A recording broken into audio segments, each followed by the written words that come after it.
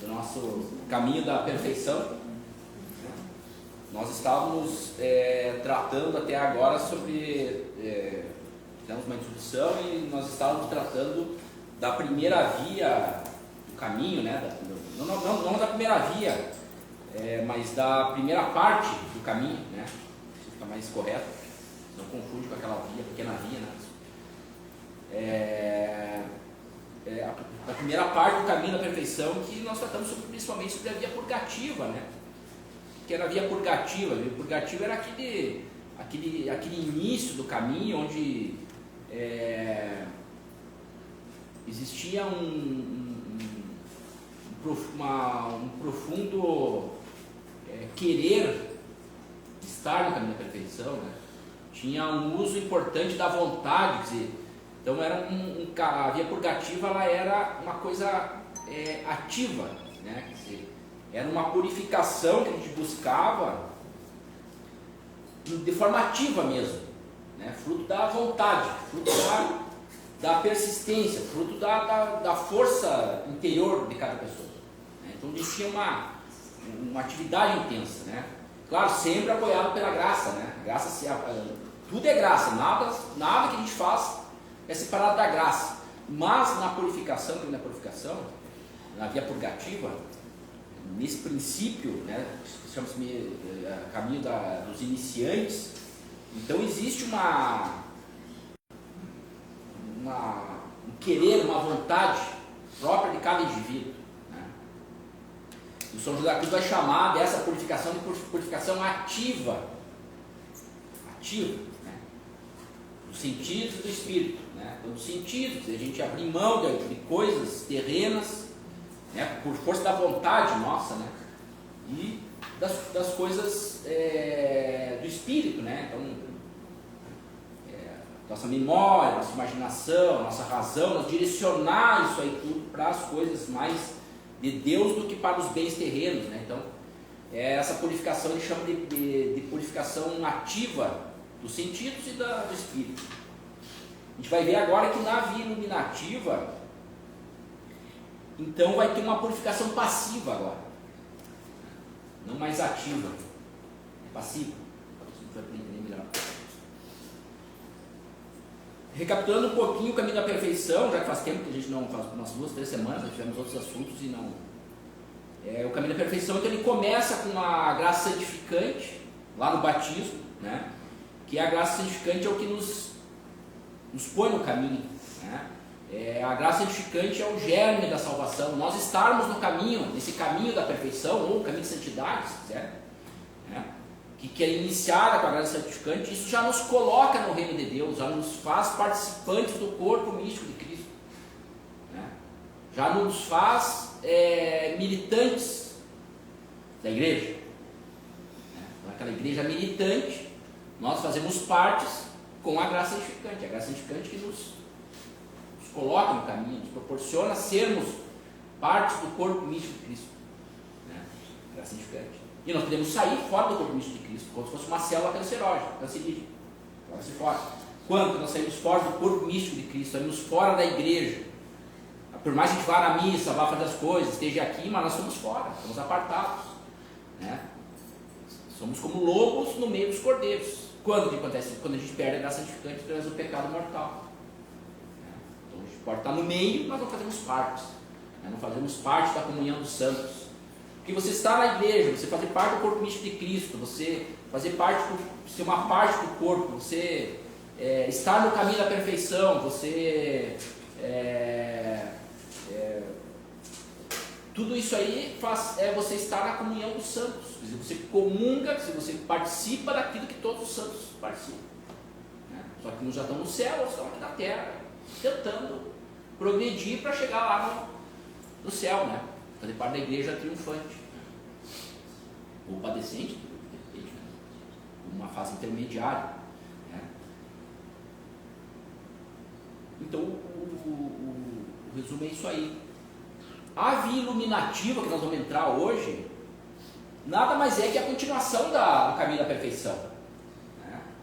É a via purgativa com outro nome, que agora é via iluminativa, né?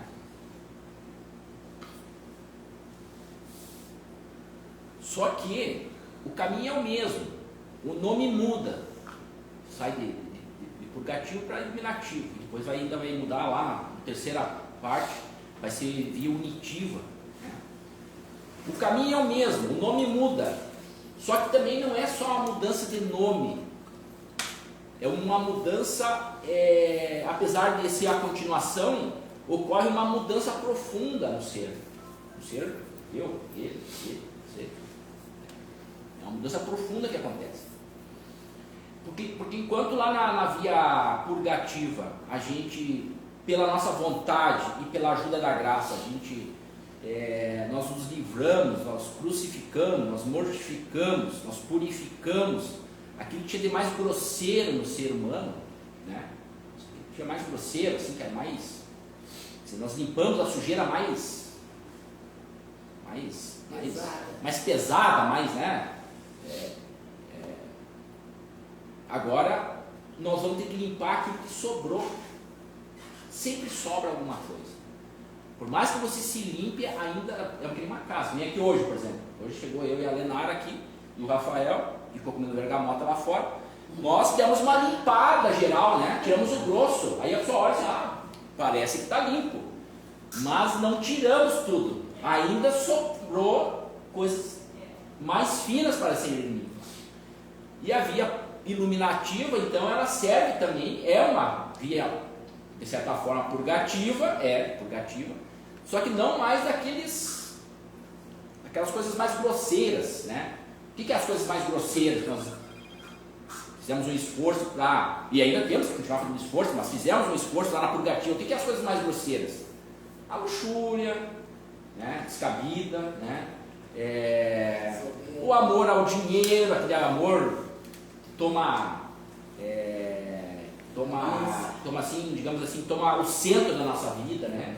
As coisas terrenas, né? Eu tenho amor à minha terra, eu tenho amor ao meu carro, à minha casa. Deus me livre de perder a minha casa, meu carro, Deus o livre, né?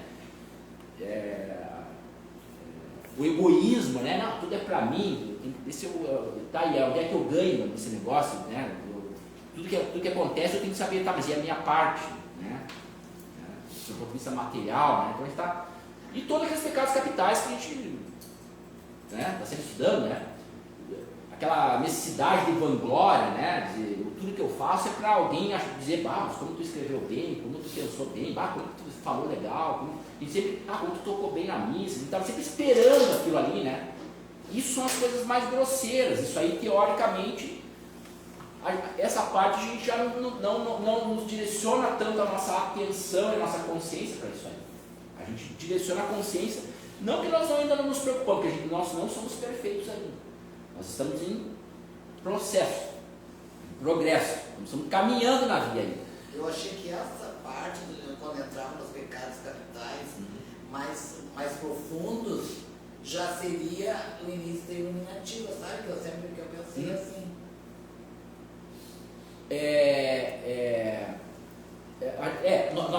O que acontece? Aquela parte, é aquela parte mais grosseira disso aí, mas ainda fica um resquício disso aí, né? Sempre fica um pouquinho, que a gente vai, agora em seguida nós vamos ver, a gente vai ter que purificar também. Porque o caminho da perfeição é sempre a gente vai caminhando e a gente vai retrocedendo às vezes. É um passo para frente e 2 para trás, mas a gente está caminhando. Ele daqui a pouco faz 3 para frente. Entendeu? A gente nunca pode ficar parado, nunca pode achar assim, como eu agora já não vejo mais filmezinho no celular ali de bagaceirice, então já tá tudo certo. Não, tem que dar um outro passo, agora tem que se preocupar com outras coisas, pronto, já resolveu, entendeu? Eu me preocupo muito com dinheiro, sim, a gente vai continuar se preocupando com dinheiro, mas não do mesmo modo que a gente se preocupava antes. Antes nós nos preocupávamos com o dinheiro por si mesmo, né? Em acumular o dinheiro como se o dinheiro fosse o nosso porto seguro. Agora não, a gente se preocupa em acumular dinheiro, em trabalhar e ganhar dinheiro, mas para fazer um bem para a tua família, para você ter um lugar de oração na tua casa, você poder comprar livro, você poder, se a igreja precisar, você tem o dinheiro para dar, você, né? Entendeu? Essa mudança da purgativo para iluminativo ocorre uma mudança profunda, que é perceptível, a mudança que você dá. Quer dizer, o valor, o peso, o valor que você dá para as coisas, né? Claro que tu vai se preocupar com a tua fazenda lá, inevitável, tu vai se preocupar com ela, mas não do jeito que tu se preocupava antes, digamos assim, entendeu?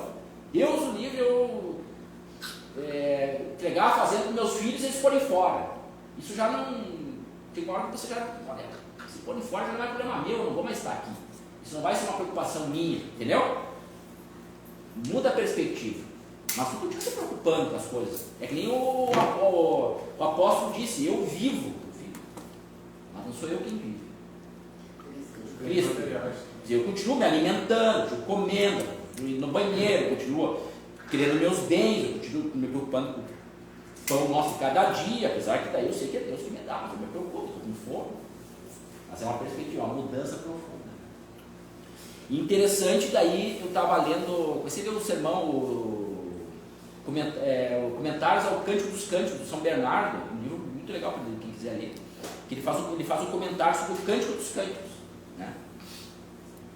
E ele diz assim, que daí cabe para nós aqui, ele diz assim que, ele cita o que o Paulo disse, ele fala assim que o homem animal entende das coisas animais, e o homem espiritual entende das coisas do espírito, né? Ele diz assim, ó, o homem animal não percebe as coisas que são do espírito, né? Então é isso que a gente está falando, essa mudança profunda que eu falo, é só seres espirituais que entendem. Quem diz, não estou entendendo o que o Leonardo está falando. Essa mudança profunda é porque ainda, talvez você esteja muito na via purgativa ainda, e ainda não, você é um ser espiritual porque tu tem a graça santificante, né? Tu é filho de Deus pela graça, tu é, mas ainda, de repente, tu não deu aquela virada ainda para entender que por trás de tudo tem o Espírito, né? Por trás de tudo tem um a mais, né? A gente não está olhando chapado as coisas como se estivesse olhando no espelho, a gente não olha mais o dinheiro chapado como se estivesse olhando o dinheiro no espelho. Nós estamos sabendo que por trás tem uma outra coisa. Não sei se vocês, é difícil expressar, vocês vão ver agora que hoje a gente fala só por figura de linguagem, que é difícil, complica muito daí no meio de campo, né? Ou tenta explicar racionalmente o que eu estou tentando fazer, e aí é difícil de explicar, é difícil vocês entenderem, mas quem é um ser espiritual não consegue entender. A Milsa, né? As Milsas, né? Então, a via iluminativa é um segmento da via purgativa, só que existem algumas mudanças profundas, né? E essas mudanças não são fruto da tua vontade nem do teu querer mais,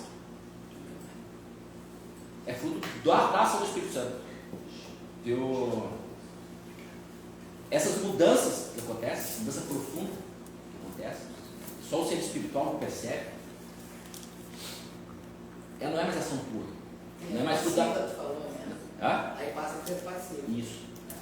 Antes era você que queria se afastar do pecado, corrigir o pecado que cometeu, confessar o pecado. Tudo isso era você que queria fazer isso aí por vontade tua, claro, isso é da graça também, né? Mas tu fazia muito egoisticamente, fazia isso para... Bom, mas eu não posso me condenar, eu tenho que me salvar. Eu estou preocupado com a salvação da minha alma, eu quero me salvar. Então o que eu preciso me salvar? Eu preciso fazer isso, tá, tem purgativo, tudo da minha vontade. Só que agora na iluminativa eu não estou mais preocupado com a minha salvação. Eu já resolvi isso, problema. Eu estou preocupado com o temor a Deus, no sentido de que eu não posso ofender Deus. Percebe que existe uma mudança sutil aí nesse temor a Deus? Existe uma mudança, percebe? É diferente. Você temer a Deus porque você quer se salvar, e você temer a Deus não porque você quer se salvar, mas sim porque você precisa amar a Deus, e Deus merece que você ame Deus, e não fique preocupado com a tua salvação. Antes você ama a Deus, e depois o resto da tua vai ser ter dado por acréscimo. Não é assim? Então existe uma mudança sutil que só os espirituais conseguem. O homem animal não consegue entender. Ele pode explicar para ele que ele não vai entender. Então, se todo mundo está entendendo, é porque nós já estamos um pouco adiantados. De alguma forma, nós já estamos, já estou captando aquilo que o apóstolo falou. O homem animal não percebe as coisas que são do Espírito de Deus. Não percebe.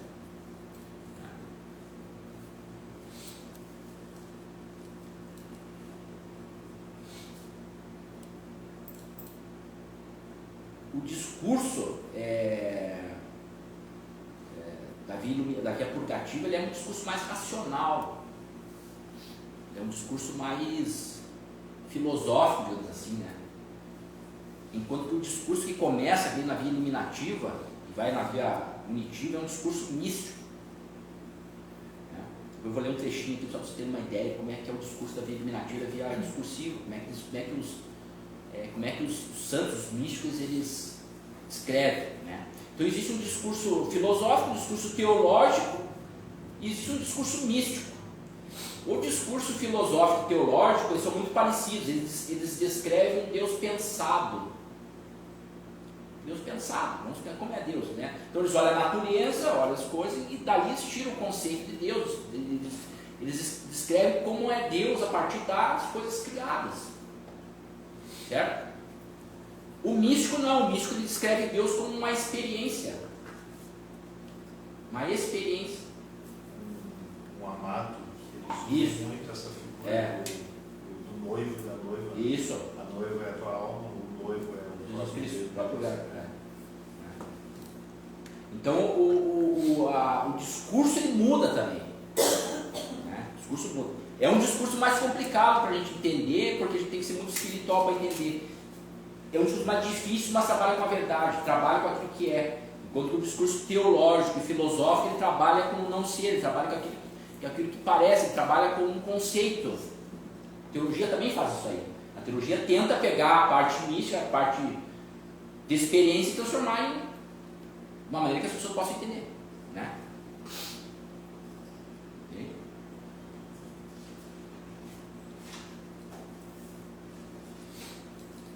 Olha como é um discurso místico.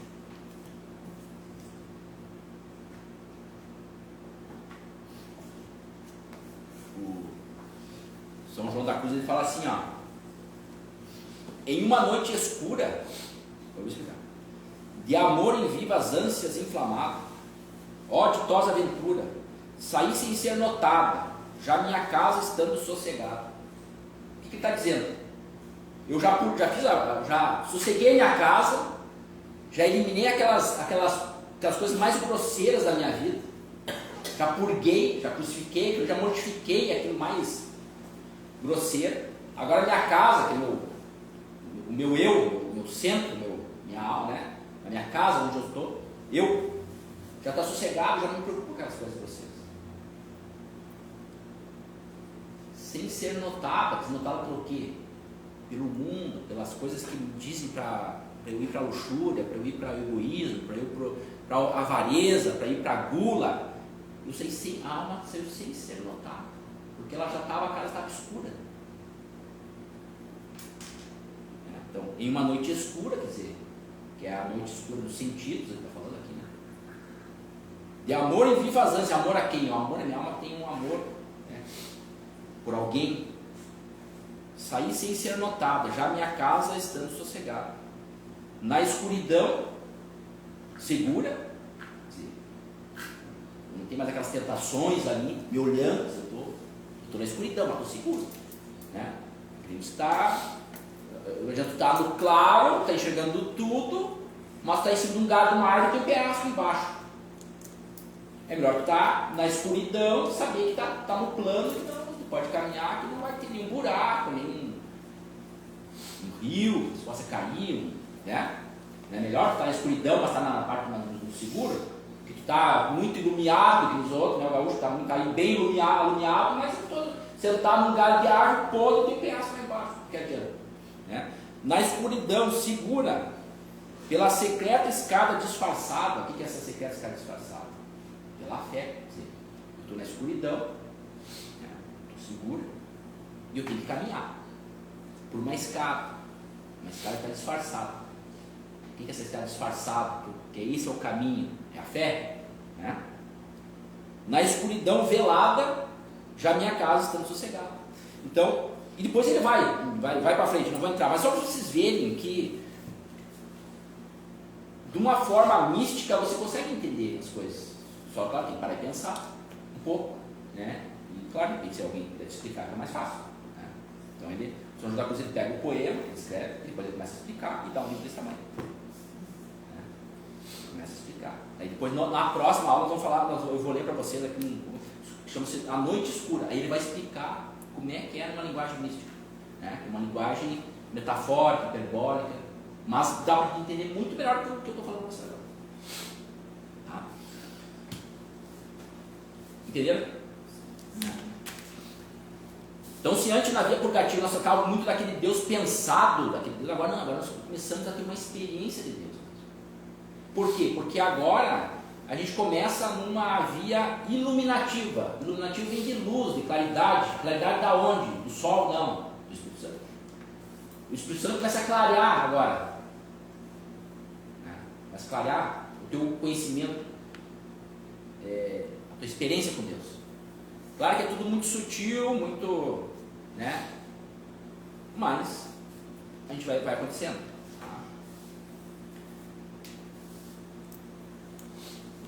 Como é que se dá essa entrada na via iluminativa? Como é que a gente sabe assim? Eu estou na via iluminativa, né? A Adriana adora, tu tá na qual morada tu tá? Adriana, sei lá, não sei qual morada eu tô. Eu acho que na terceira tu não tá, tu tá na segunda. Olha, eu tô embora. Pode ser até ser, né? Porque às vezes eu dou uma sateada, tu não deve estar na terceira, deve estar na segunda. Por quê? Porque a terceira é da via iluminativa, né? A terceira é a via iluminativa. Começa na terceira, quarta, né? Via iluminativa. Mas como é que eu sei assim que eu... Olha, provavelmente estou na via iluminativa. Tem alguns dados que a gente diz, acho que eu posso estar na via iluminativa.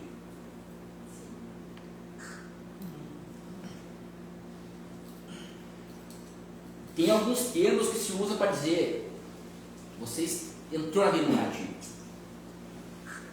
O primeiro termo que se usa para descrever a via iluminativa é esse que nós falamos aí da noite escura. Então, o João da Cruz diz que quando a gente entra na noite escura dos sentidos, daí nós vamos ver mais nada quando a gente estudar o livro, Noite Escura dos sentidos, então você entra na via iluminativa, noite escura dos sentidos. Noite escura passiva dos sentidos, que é uma noite escura que você não tem esforço, é Deus que age em você, purificando algumas coisas dos seus sentidos que você não purificou antes ainda, né? Vamos ver muito mais para frente. Dos sentidos dos sentidos e do espírito, né? Passiva agora.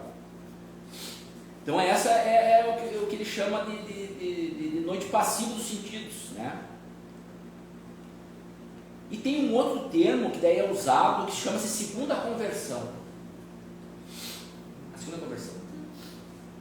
A primeira conversão é aquela que todo mundo passa, né? Para você estar na via purgativa.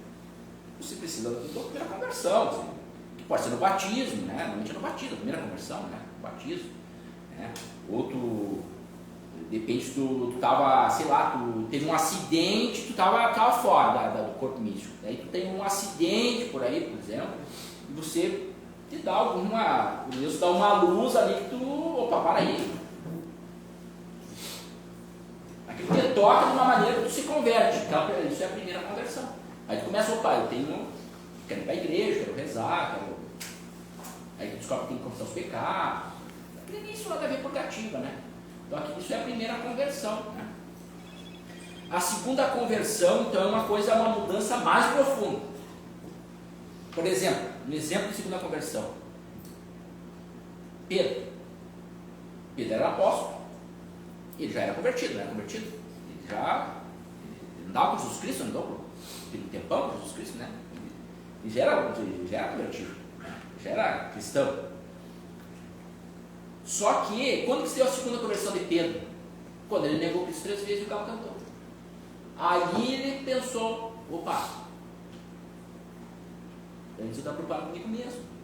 Era convertido, só que agora ele se preocupou com o quê? Porque ele ofendeu Deus. Ele ofendeu Jesus Cristo. Lembra que tem essa mudança? O temor a Deus. Ele temor a Deus porque ele estava ali confortável ali e ele estava sabendo, não, a minha alma está garantida. Só que ele não estava pensando em agradar a Deus, estava pensando em agradar a si mesmo.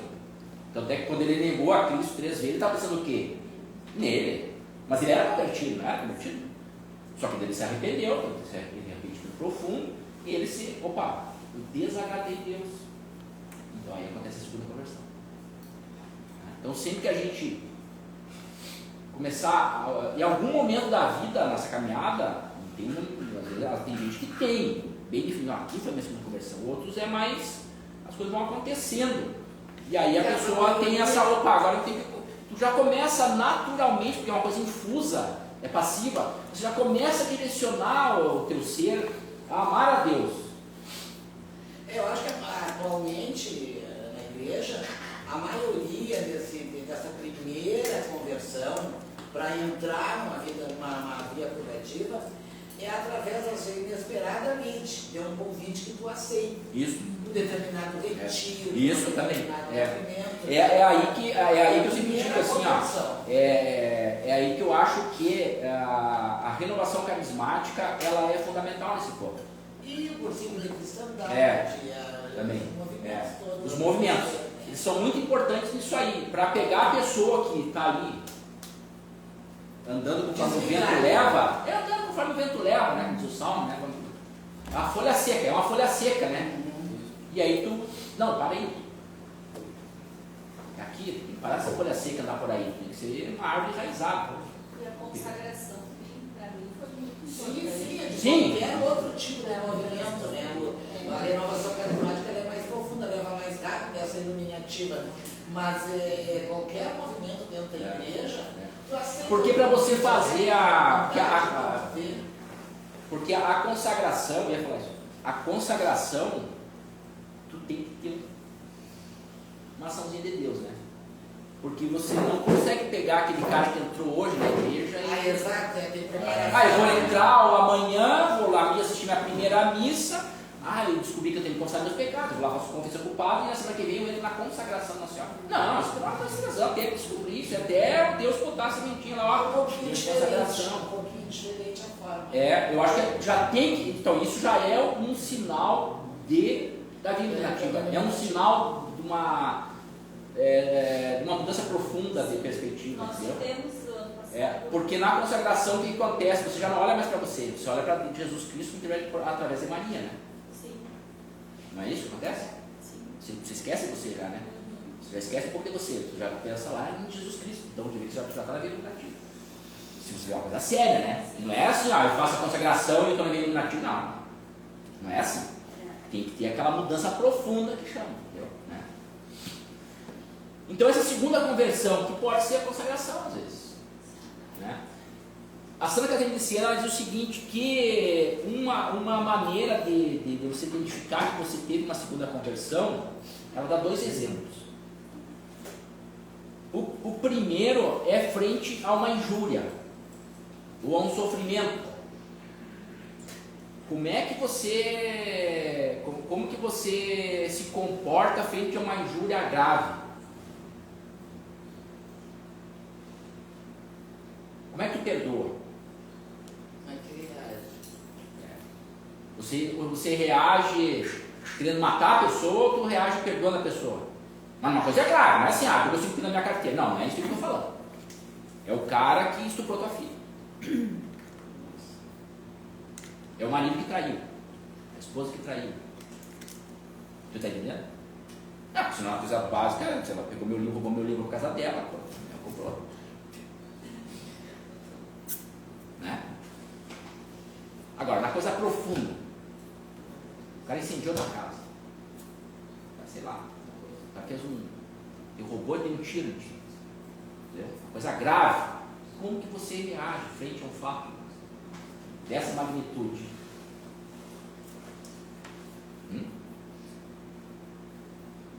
A outra é frente à morte. Se perdeu um ente querido, como que você reage frente à morte de um ente querido? Um filho, uma mãe, uma avó, um tio, um pai. Se tu reage em desespero, tu está muito longe da vida iluminativa. Agora, se você reage, não estou dizendo que não é para você ter o luto, você ter aquela sensação natural, somos seres naturais também, somos homens animais. Um gatinho perde o filho, vai lá lamber, a vaca perde o bezerro, vai lá lamber. E nós perdemos um ente querido, tem a tristeza da perda, tem tudo aquilo ali, a gente chora. Mas a gente sabe que por trás daquilo ali nem tudo acabou ainda. Sabe que as coisas não acabaram. As coisas não acabaram. Ela só perdeu. Né? E você sabe que por trás daquela morte existe um algo a mais que é misericórdia. E Deus não está te sacaneando. Se entrega à vontade de Deus, isso é da vontade de Deus. Não, Deus não está contra mim, porque eu perdi um ente querido. Mas é da vontade de Deus. E eu tenho que confiar na misericórdia de Deus. Se você não confia na misericórdia de Deus, você se desespera, então você está muito longe da sua vida. De entregar as coisas à mão de Deus. Mas claro, você preserva ainda o sentimento humano da perda. Claro, falando, tem que bater palma e dar risada lá na morte do teu pai. É isso que eu falo. Sim. Na conferência a gente aprende a entregar a Deus todas as nossas bênçãos. Exatamente. Né? Porque só é nosso aquilo que nos pertence. Só é nosso aquilo que nos pertence. O que nos pertence, na verdade? Se for pensar, o que nos pertence? O que pertence? Na realidade, o que te pertence mesmo? E se dá uma coisa que te pertence mesmo? Você consegue? Não vai conseguir. Deus. Nada. Mas Deus não é teu. Deus é teu Criador. Deus é meu. Daí, não, então, meu. Eu entendi o que tu quer falar. A única coisa que eu tenho, na verdade, é Deus. O que eu tenho é Deus, mas não me pertence. Mas então tu vê assim, que tu pode pensar assim, mas o meu corpo é meu. Não é teu. Ele é emprestado. Mas a minha alma é minha. Muito menos ainda, porque não foi você que fez, quem fez foi Deus. Então tu vai ver bem, nem você é de você mesmo. Você participa de Deus, mas você não é teu. Né? O amor não é nosso. O amor tem que ser sempre, tem que ser o sujeito e o objeto, né? Tem que ter o amado também. O amor é um sentimento. É que o amor também não é um ser, né? Não é um ser. Tu não pode ter posse do amor. Tem amor. Não, tu sente o amor. Pode ser. Mas o amor é uma coisa tua, mas é uma expressão tua, mas você não tem posse. Não é um ser, né? Porque daí se tu disser assim, Deus é amor, o amor dele é Deus, então você pode amar Deus, mas tu não tem posse daquilo ali. Amor, esperança. Sim, isso também não é teu. Por que sabe que não é teu? A fé, a esperança, a caridade, que é infusa, é Deus que dá. É graça infusa. Deus que coloca. Isso já, né? A fé A teologal. única coisa que a gente tem é esperança, amor. A gente sim, sobre um determinado ponto de vista, eu tenho fé, isso sim tem. Mas foi ele que Mas foi ele que colocou em ti, né? Não é teu. Não é teu, é pessoal. Para tu sentir assim o quanto que a gente depende de Deus. Né? Tanto é que se Deus parasse de pensar da gente, nós sumiríamos. Iríamos por nada. A gente existe por participação, não existe por si mesmo, né? Entende?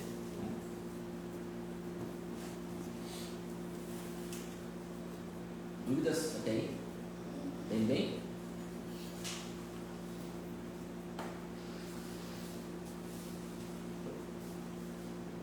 Uma outra característica, então a gente viu que, como é que então, pode citar a consagração, que não está aqui, mas consagração, é um meio que vê que você está progredindo. Então pode dizer assim, como você vê, como se posiciona frente a uma grave injúria contra ti, uma injúria justa, né?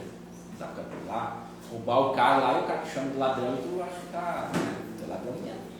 É uma coisa injusta, assim, né? Como é que tu se comporta profundamente frente àquilo ali, né? Eu também não dava, porque a próxima pergunta é, mas se tivesse como é que é a mãe dela, que sempre se tem aqui? Marli? Ela dizia, mas e se o meu marido me traiu, eu tenho que... Ela está online. Então, se meu marido me traísse, eu não posso, eu tenho que aceitar ele na minha casa, não. Por uma questão de prudência, você não quer aquela... Né? O cara te assalta, o cara te assalta, né? Você perdoa ele profundamente, né? Bom, você não vai convidar ele para morar na tua casa. É. E você vai tentar evitar ele, né? Você não vai te assaltar de novo, né? Se da tua parte tu perdoa, mas da parte dele ele vai te assaltar de novo. Né? Não é assim? Então existe a prudência, né? Existe a prudência. Né? Então tem a prudência. Eu não vou pegar o cara que está me traindo, eu vou estar dentro da minha casa. Não, eu vou perdoar ele, mas por prudência eu não vou deixar ele trair de novo. Né? Vou deixar. O cara me saltou uma vez, agora eu não vou. O cara mesmo que está lá na rua, pô, pra lá, né? Por prudência, não vou deixar o cara me saltar de novo, é burrice, né? Eu fiquei 25 anos com raiva, com Sim. ódio, com... Não podia nem enxergar, nem ouvir falar. Nem enxergar. Eu tive que, para poder ir à missa, eu ia na São José lá com Sim. o Padre Silvio. Ah. E toda vez que às vezes tinha que vir uma procissão, uma coisa, alguém que morreu, e esse ministro da Eucaristia eu não podia, Sim. a voz dele não podia. Foi muito difícil. Então isso aí Foi pode ter abaixo sido. de Então isso aí pode ser uma oração. segunda conversão. Isso aí é o que. Né? Uma luta, um sofrimento É. para mim, porque Sim. ele fez uma calúnia de uma filha minha, um horror, Pois é. uma coisa absurda. E Então- um ministro ainda por cento da Eucaristia. É. E a... Então é exatamente isso aí. Mas eu Então. consegui, Exatamente. graças a Deus. Não. Isso aí chama-se segunda conversão, Eu entendeu? consegui a muita luta. Exatamente. O Padre Silvio, E tem que ter muita humildade para isso aí, né? o Padre Silvio, ele dizia para mim, cada vez que tu for comungar, porque tu não quer, se tu quisesse, se tu Sim. provocasse sentimento, tu não poderia comungar. É. Mas tu quer, tu luta para perdoar, né? Sim. Amigo não. Sim, Não é a peça prudência. para ser amigo. Sim, é uma prudência. Isso aí não dá. Pois é. Isso aí. Mas você tem que ter Mas essa segunda graças conversão a que é eu perdoo. Se ele me pedir uma coisa, uma ajuda, eu vou dar. Graças a Deus, aí foi, eu consegui. Deixa eu entrar aí num outro ponto, outro ponto que a gente tem que, para estar na vida iluminativa, você tem que ter essa percepção que eu vou falar agora. Às vezes a gente não tem porque ninguém falou pra gente, mas estou pensando, você percebe. A vida iluminativa é o seguinte, tem que ter esse sentimento que é assim. Você procura Deus e Deus te persegue. Esse sentimento tem que ter. Deus também persegue. Como é que Deus persegue? Uma perseguição santa, né? Uma santa perseguição. Deus me persegue. Como Deus me persegue? Ele me instiga a fazer algumas coisas. Eu vou aqui. Então Deus me instiga a fazer coisas. Quer dizer, de repente, do nada, ele te sugere uma oração. Do nada, você está na hora da missa, vou lá. Tu simplesmente eu pego e vou. Entendeu? Ou tu está em casa, de repente, o terço. Vamos rezar o terço. Deus está me perseguindo. Já tu está procurando Deus, Deus está te perseguindo de alguma forma. Só que esse procurar Deus e Deus te perseguir a alma, que gera duas coisas. Uma luta, de você procurar Deus, você está sempre lutando, sempre procurando Deus, né? Se afastando sempre, se afastando do pecado, se afastando dos erros, né? E uma ansiedade de não estar satisfazendo Deus. Deus está me buscando, está me perseguindo, eu quero, mas parece que não está dando certo. Estou devendo muito ainda. Eu não estou satisfazendo nem a minha busca e nem satisfazendo Deus que está me perseguindo. Então isso cria que eles chamam de luta e ansiedade. Essa ansiedade é característica da vida iluminativa. Entendeu? Quer dizer, eu amo Deus, eu quero fazer tudo por Ele, por amor a Ele, mas parece que não tão pouco. Ou antes de fazer não. Isso cria uma angústia, uma ansiedade. Isso é próprio da vida iluminativa. Aí tu vem e entrega, né? Eles todos aqui, todos os místicos dizem assim, que todo mundo que está no caminho tem que ter um orientador espiritual. Para ele poder, para você saber se, mas eu estou sentindo uma angústia, parece que tudo que eu faço não serve, parece que é tão pouco, eu vou desistir. Então tem que ter um orientador que diga, não, mas isso é, claro, tem que ter um orientador que saiba isso aqui que eu estou falando. Diga, não, é assim mesmo, tu tá lá, vai, persiste. Que o grande negócio do caminho da perfeição é persistência, mesmo que todo mundo diga, ou tudo aconteça, o contrário, que você se coloque, fique tudo escuro para ti, tu está lá ali dentro, você não consegue rezar, você não consegue, acha que tu está sempre sendo infiel, persista. A persistência, esse é o grande segredo, na verdade, porque senão você desiste. Você desiste porque Deus te coloca numa noite escura mesmo, para te testar, para te purificar. Nós vamos ver um pouquinho mais para lá, outra aula. Vamos entrar muito em hoje, não sei, para não baralhar muito. Né? Então essa ansiedade é fundamental. No que consiste a via iluminativa? No que consiste a via iluminativa? Agora vamos entender outro ponto legal. A via iluminativa consiste em imitar Jesus Cristo. Aí que entra a imitação de Cristo. A imitação de Cristo. É através da imitação de Cristo que nós vamos ordenar toda a nossa vida. Mas que Cristo é esse que nós imitamos? Será que nós imitamos o verbo? Para nós imitar o verbo é bem difícil, porque o verbo é o verbo. Você vai ter que, o verbo ele diz, faça-se a luz e a luz se faz. Né? Faça-se isso e se faz mesmo. Então o nosso foco é na humanidade de Cristo. É aquele Cristo, aquele homem que se aniquilou em prol do verbo. Não é aquele homem que serviu de instrumento do verbo.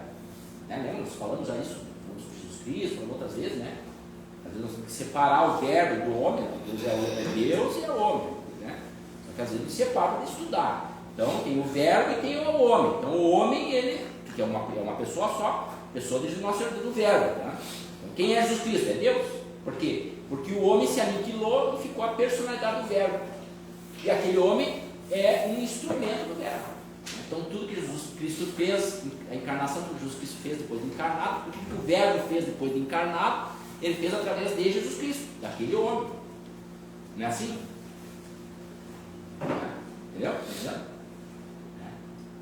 Então, quem nós temos que imitar? Esse homem. A ponto de não sou mais eu que vive em mim, é Cristo que vive em mim. Cristo, verbo, pessoa, Deus, Jesus Cristo. Entende? Então nós temos que imitar o homem para que Cristo habite em nós. Imitar a humanidade de Cristo para que o verbo habite em nós. Entende? Entende isso? A partir daí, tudo vai ser orientado pela vida do nosso Jesus Cristo. Aquele homem que andou pela terra aqui, né? Então, imitar a humildade, né? Cumprir os ensinamentos. Quando a gente for, nós vamos ver que a oração vai mudar na vida nativa. É uma outra oração que a gente faz. Vou diferenciar bem. Então, quando nós vamos orar, agora na vida nativa, nós oramos o quê? Qual é o assunto? Jesus Cristo? Jesus Cristo como um todo? Jesus Cristo tem uma mãe, Jesus Cristo nasceu, Jesus Cristo foi anunciado pelo anjo, Jesus Cristo estava no ventre de Maria lá, visitou Isabel, Jesus Cristo nasceu, né? No manjedouro, lá no corpo, né? Depois ele apresentado no templo, depois ele se perdeu, depois ele teve a angústia, teve a flagelação, né? Depois teve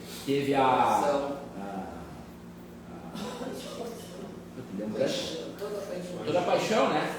A coração de espinho, a crucificação, carregou a cruz dele, crucificação, ressurreição. Ele anunciou o reino de Deus, ele anunciou o inferno, o céu, purgatório, ele anunciou que tem a Trindade, que era ele, mas, né, ele que era o Verbo, mais o Espírito Santo, mais Deus Pai, né? Tudo aquilo ali está dentro da imitação de Cristo, né? A humildade dele, ele não direcionava as coisas para ele, mas para o Pai sempre, né? Quer dizer, se o Pai quiser, né? Então não tem nenhuma discrepância do que a gente ensina, né? Quer dizer, se a vida iluminativa, então nós voltamos cada vez mais a Deus, não para a gente, a vida está aqui Jesus Cristo. Nossa, se der para afastar o cálice, muito bom, mas se não, seja feita a tua vontade. Ato extremo de caridade, né? E a vontade que era a crucificação na cruz, né? Era assim, se der para comprar uma casa melhor, que seja a sua vontade, então que eu compro. Estou falando de morte da pessoa mesma ali, né? Entregar a morte mesmo, né? É uma extrema direcionamento da caridade, né, ao Pai, e por outro lado a nós, né, ao próximo. O próximo tem que ser nós. Está com dois extremos de caridade, né? Amor a Deus e amor ao próximo, somos nós, né? Então a imitação de Cristo é nesse sentido aí que isso vai, que é o que nós devemos girar em volta da humanidade de Cristo.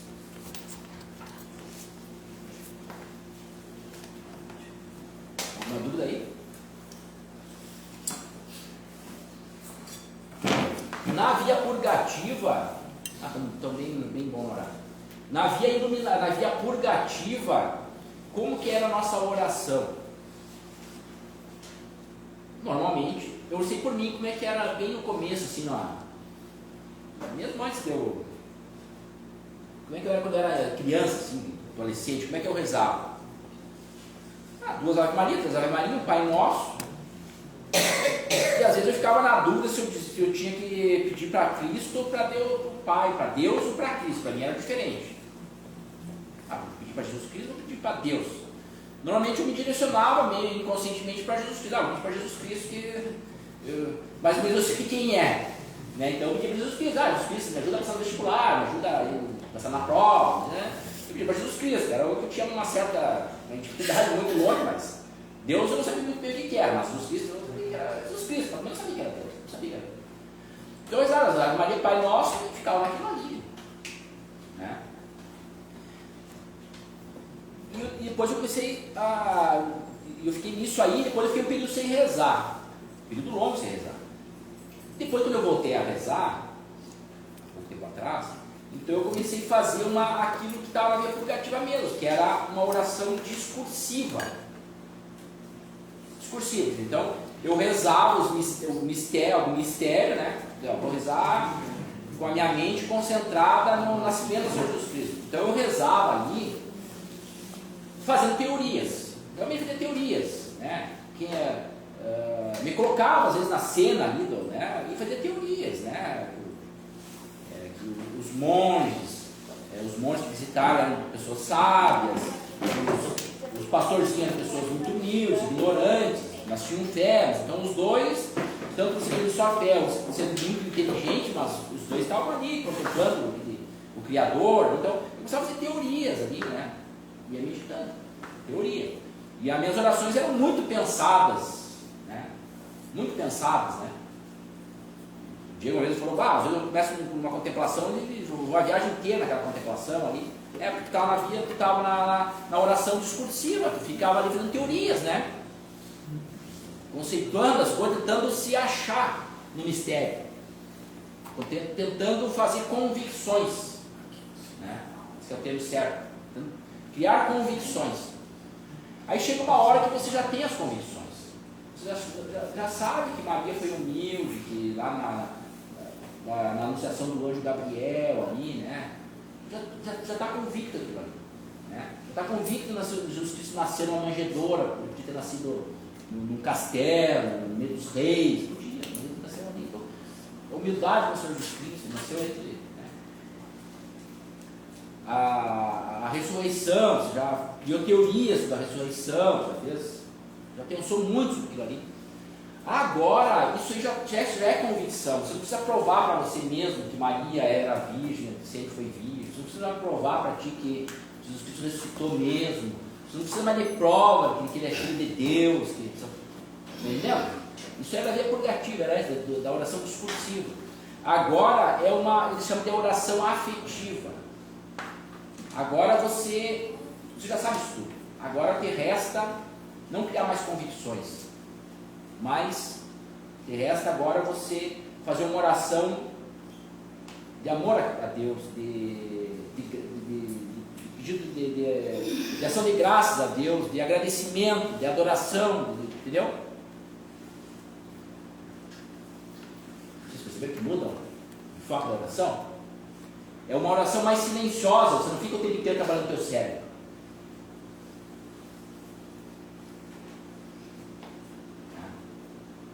A vantagem é que é uma oração mais, que exatamente exige menos, gasta menos energia. Uma oração mais calma. Para de pensar um pouco. Deixa Deus, a gente só pensa nisso. Pensa ali lá. Claro, aqueles mistérios, tu pensa naquilo ali. Mas tu não fica fazendo mais teoria, porque tu não precisa mais fazer teoria. Não precisa mais. Deixa Deus falar contigo. Deixa ele dizer, que bom, Deus, que aconteceu isso, que bom que é isso.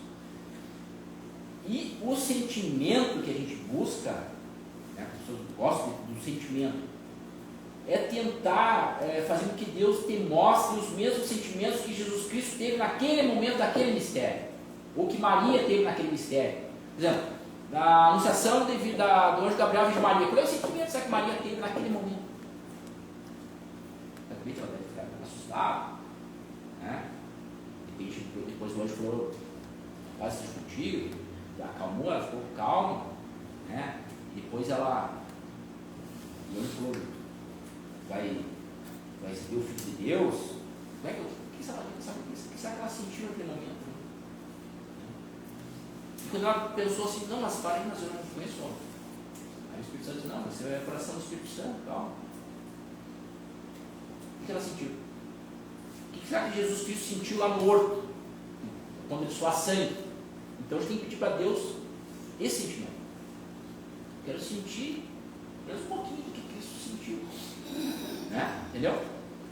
Ao invés de ficar fazendo teorias sobre aquilo ali, aquele mistério, teorias, eu estou rezando as Ave Marias no texto, estou rezando as Ave Marias naquele mistério, mas eu peço para Jesus Cristo, para Deus me dar aquele sentimento. Né? Qual foi o sentimento dos pastorzinhos, será? A hora que eles viram aquele nenezinho naquela manjedoura. É uma oração mais afetiva, né? Ele diz assim que a oração muda de lugar. Ela sai da tua razão e vai para o teu coração. Chama-se oração do coração, né? Do coração. Vai uma mudança. Vai uma mudança, né? A vida emotiva é uma mudança. É a mesma via, mas ela tem uma mudança. Até diria que é drástica assim da. Né? Entende? Entendeu agora? Hoje tem uma pessoa já bem, vamos dizer, bem leiga, mas que ela esteja numa fase tipo iluminativa. É perfeitamente isso é possível. Uma pessoa Tem pessoas que parecem, não? Eu conheço várias pessoas que parecem que elas são mais. Sim. Por isso que eu fico pensando assim, ó. Eu fico pensando assim, ó, por exemplo, a minha avó, por exemplo, minha avó olha para ti. Era uma pessoa que não tinha estudo nenhum. Ia para casa dela lá, daí eu ia dormir lá você morou sozinha, então eu ia dormir lá, eu gostava muito de dormir na casa dela. Então eu dormia na cama, tinha uma cama de casal e eu dormia ali. Né? E ela sempre rezava ali, né? Então ali que a gente aprendeu a rezar. Assim, né? Eu fico pensando assim, o que ela pensava quando ela estava rezando? Eu acho que ela não fazia teorias. Não, meu avô dizia, se Deus faculta, entendeu? Sim. Ele tinha uma fé bem diferente, ele teve várias perdas, ele sofria, Sim. mas ele sabia que era a vontade de Deus, sabe? Então, E ele orava dessa forma, assim, planto, e como é que faz? Se Deus, Porque Deus sabe que eu preciso. Exato. Entendeu? Tranquilo, sim. Com todas as desesperos da vida dele, ele era tranquilo. Então é uma Claro, mudança, ele é uma mudança agradecia, de ele tinha comportamento. raiva, Né? ele tinha tristeza, ele brigava, mas depois ele aceitava como se fosse uma vontade dele. Pra gente fazer, eu tenho mais 2 assuntos para falar para você, 3 assuntos, tinha bem rápido para falar. Tá, mas isso- A via iluminativa. Isso aí, isso aí não. Hã? Isso aí é Deus, azul, tem que gostar muito. Ah, umas 40 de aula só. Não, mas é só pequeno. Tem pessoas. Acomoda aí. Olha aqui, ó. A via iluminativa é muito boa, a alma fica mais calma, dá menos afligir. Porém, a purificação se dá no seguinte: Deus te põe numa noite escura, vamos ver na próxima, por causa de 3 riscos que acontecem na via iluminativa. O primeiro risco é o orgulho espiritual. Então, quando você pede para estar contemplando lá o mistério da angústia na sua justiça no horto, de repente Deus te dá uma angústia muito grande mesmo. Ou você pede para uma alegria na frente ao nascimento do Jesus Cristo, você tem uma alegria muito grande. Deus pode dar para isso é muito bom. Só que isso pode te levar a um orgulho, chama-se orgulho espiritual, você achar que você está melhor que todo mundo. Deus está me dando uma consolação. Então eu estou acima de todos os terrenos. Entendeu? Então na noite na via iluminativa, Deus vai ter que purificar a tua alma. O outro chama-se a sensualidade espiritual. Sensualidade espiritual o que é? É você gostar muito das consolações mesmo. Você fazer tudo não por Deus, mas pelas consolações que você recebe. Entendeu? Então tu vai lá comungar na missa, por exemplo, e você, depende da vez que tu comunga, você tem, sei lá, sente a óssea doce, sei lá. E aí tu quer ir lá, não porque é o corpo de Deus, porque tu sente o doce na boca. Entendeu? Sensualiza, você pega os sentimentos, né? Ou tu tá rezando, de repente tem sei lá, um calor, um bem-estar grande. Não é ruim você ter isso aí, só que o que ele diz que isso te transforma, você inverte o negócio. Ao invés de você, Deus está te dando a consolação, só que ao invés de você ir para frente, você se detém na consolação. E quem não vai para frente fica parado, quem fica parado resiste no caminho da perfeição. Você fica pela consolação e não por Deus. Sabe qual é o problema disso aí? Isso vicia. É assim, você vicia. Só que Deus vai te pôr uma noite escura se você fizer isso. Deus vai cortar tuas asas. E aí você não vai ter consolação nenhuma, você não vai ter sentimento nenhum, vai ter uma aridez tremenda. É isso que a Teresa d'Ávila disse, eu fiquei 10 anos na aridez, porque eu já tinha muita consolação, mas não, parei, não purificar mais. E a outra é a preguiça espiritual. Se você começa a não fazer discurso, você começa a querer bom, daí começa. Por um lado você acha que está muito parado, você gosta daquilo ali. E por outro, Deus corta a tua asa. Você começa a ter consolação, Deus corta. Aí você diz, não está sendo preparado nas orações nem nada. Aí você não faz mais nada. Você cai numa preguiça espiritual. É um risco que você corre. Por isso que precisa de um orientador espiritual. Você disser para ele, estou tendo muitas consolações, ele diz, não, passa para frente. Não se tem nas consolações. Ou ele vai, outro diz para ele assim, parece que não está resolvendo, estou com isso, eu não quero mais rezar, não quero mais nada. Então ele vai dizer para ti, não, siga, continua, isso é uma purificação para você.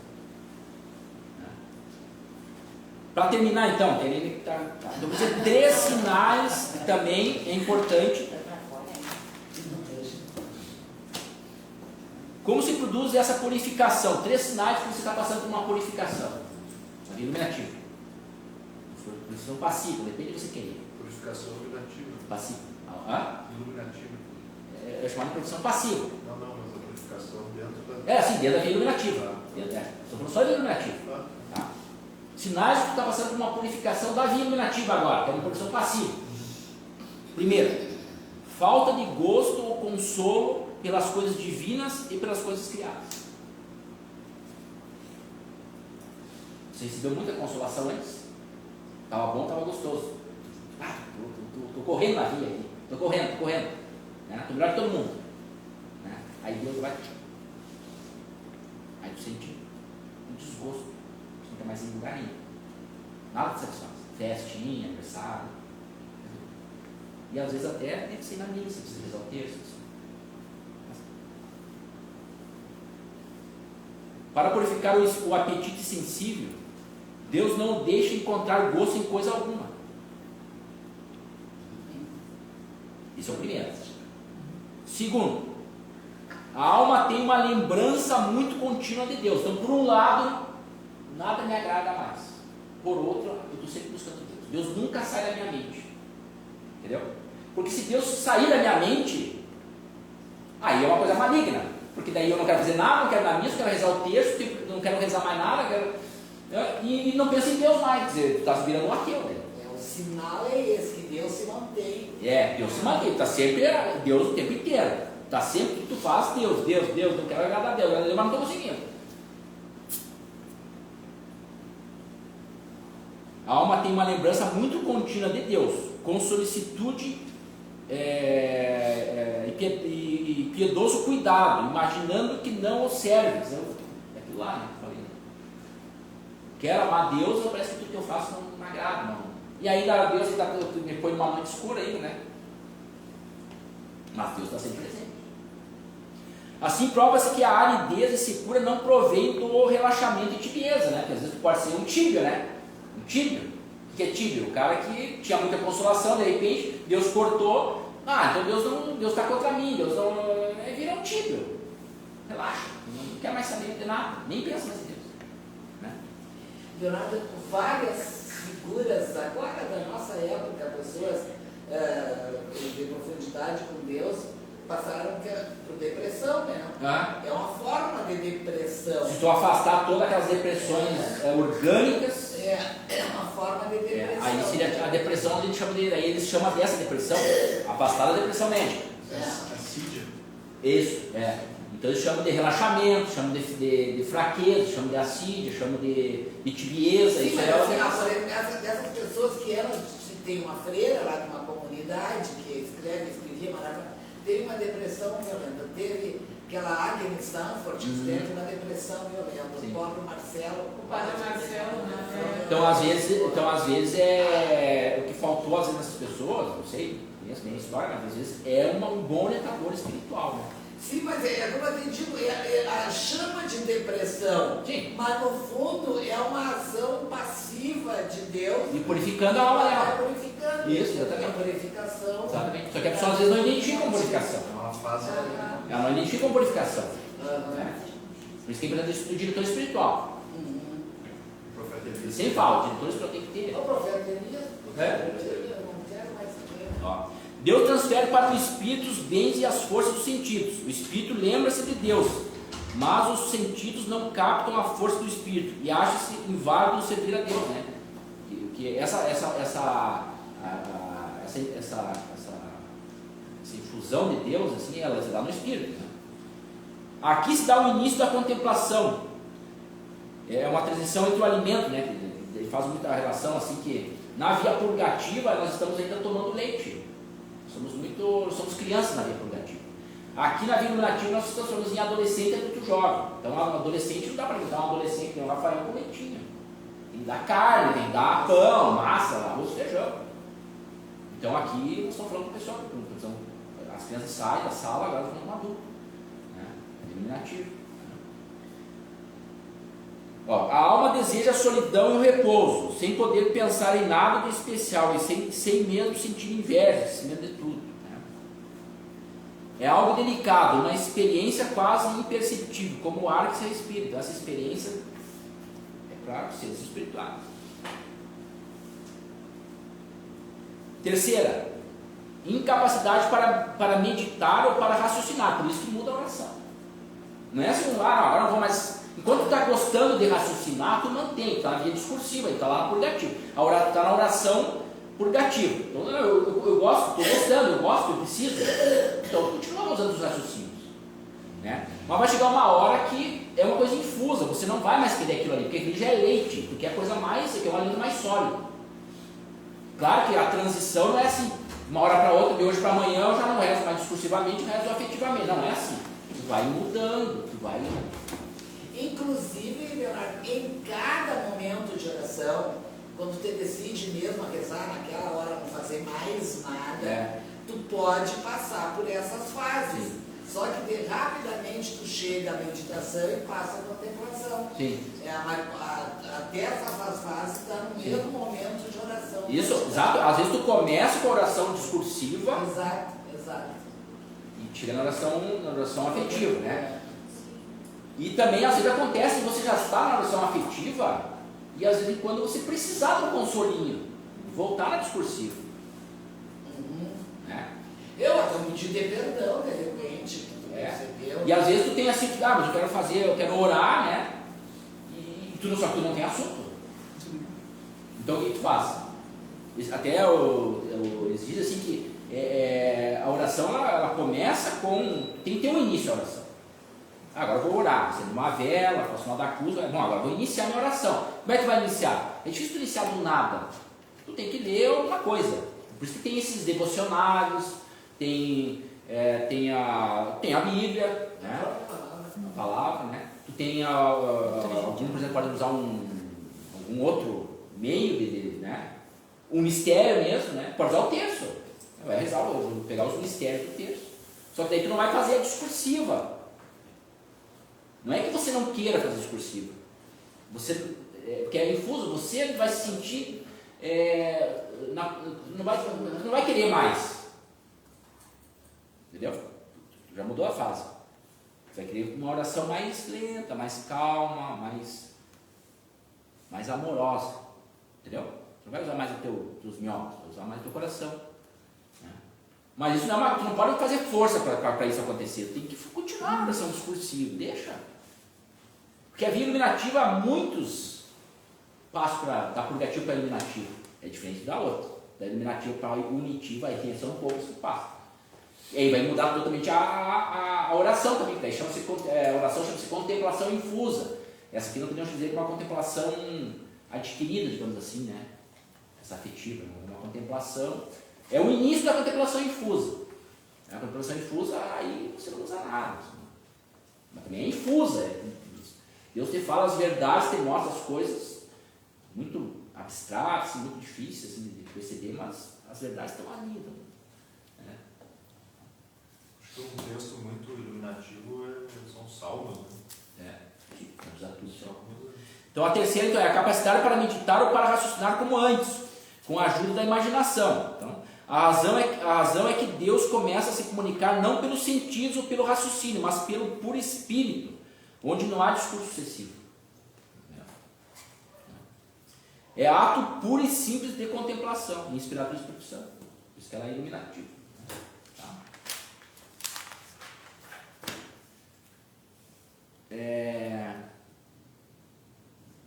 E na iluminativa tudo vai mudar, tudo vai se sentir pelo Espírito.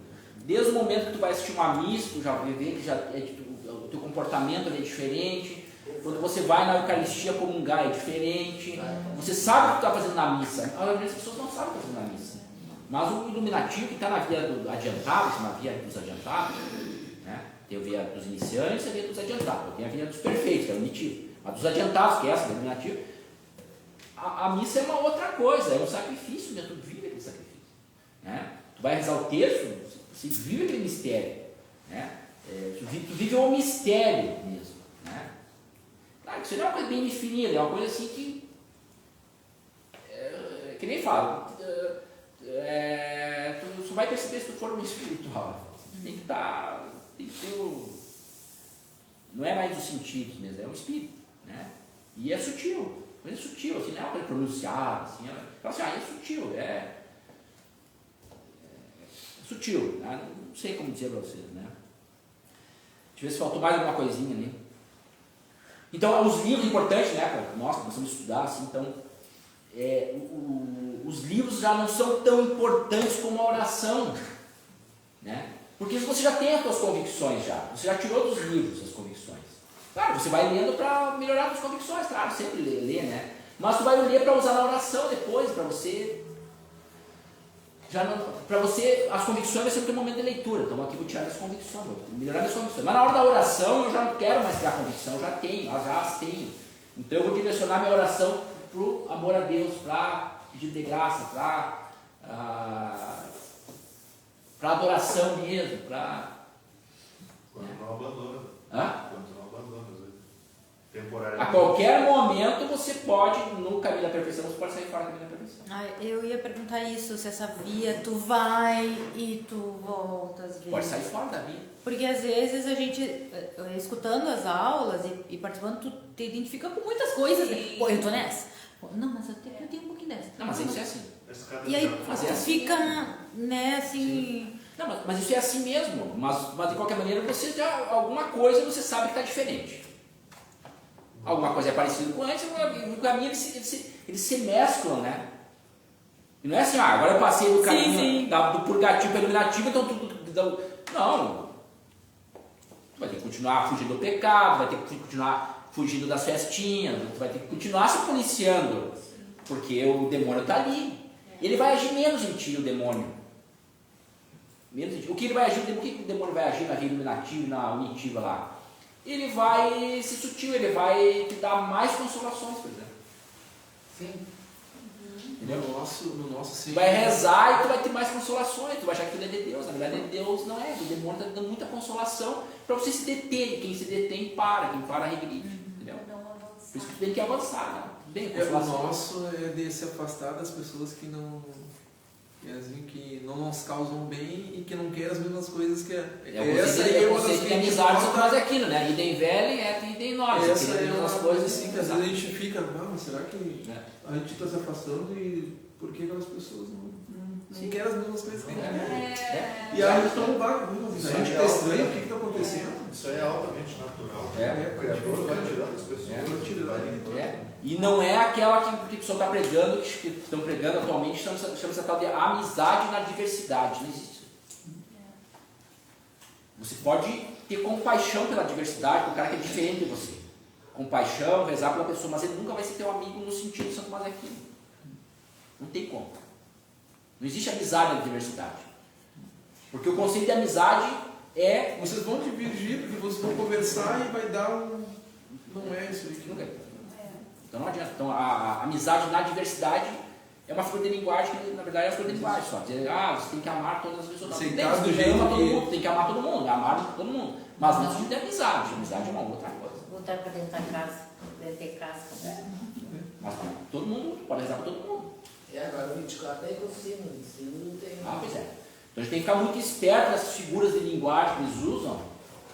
Que na verdade é para embaralhar mesmo, para dar confusão, né? Então eles falam, amizade na diversidade. Não tem sentido.